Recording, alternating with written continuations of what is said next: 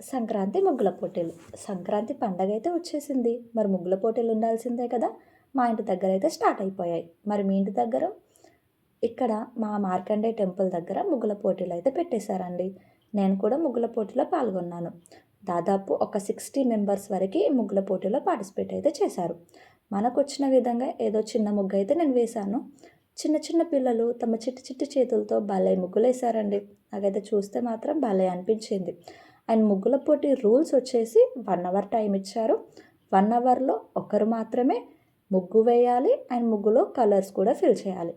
1 hour మాత్రం చాలా తొందరగా గడిచిపోయింది. ఏదో అలా ఏవేవో ప్రయత్నాలు చేసి ముగ్గు అయితే మొత్తం కంప్లీట్ చేశాము.